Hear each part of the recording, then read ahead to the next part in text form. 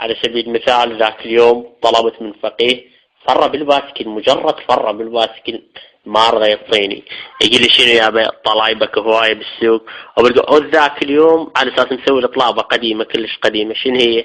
انا اسولف لك السالفه.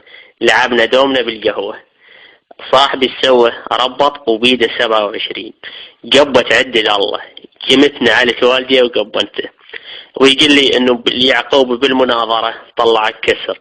شنو اول سؤال؟ اول سؤال كان لليعقوبي انه اثبت وجود الخالق، اثبت وجود الخالق. انا ايش قلت له؟ قلت له اذا الطبيعة خلقتنا ليش العالم يقولوا لي الله يطيح حظك؟ اذا الطبيعة خلقتنا يقولوا له الطبيعة تطيح حظك. زين، هسه عوفنا من هاي السالفة كلها. يا هل يعرف واحد يبيع عرق زين بالمنطقة، بس اللي ارجون لا تفهمون، لا تروحون بذاك الراي، لا تفهمون غلط. اريد اروح له وانهى عن المنكر، حتى اذا يوميا هم اروح له. واذا اكو بيت بعد مالك حاب قلوا لي حتى اروح لهم. واذا اقتضى الامر ابات لاقناع البنات بالتوبة. اريد اقول لكم شغلة، اذا تجمعوا لي 5 اوراق هسهل وياكم حيل وحلل لكم شغلات. انا يمي ما لكم علاقه لا بذاك ولا بذاك، انا حلل لكم شغلات هوايه كلش بالصلاه، واسوي مثل الصلاه يوم واحد بالاسبوع، يوم واحد، هذا كل الاسبوع بس يوم واحد، واقلل لكم عدد الركعات، بس ما اريد الحكي يوصل للصرخي.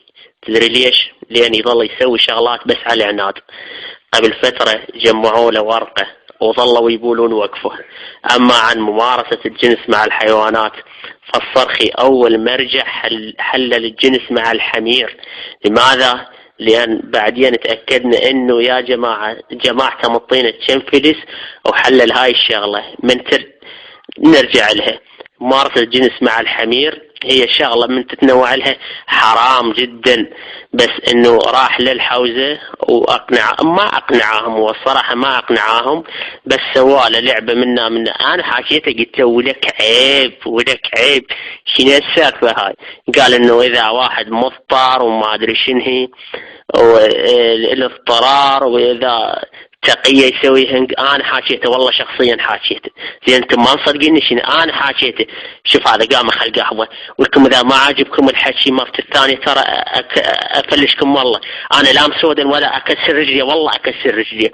قواوي محترمكم وحاطكم صاكم هذا هم اخل قهوه هم قام. والله العظيم بعد اللي يطب للجامعه وما يدفع فلوس اختئنيك مطايش. شنو اللغوه هاي؟ محترمكم صار ساعه مطرت عليكم، ما عجبكم انتم مطمط يلا طلعوا برا.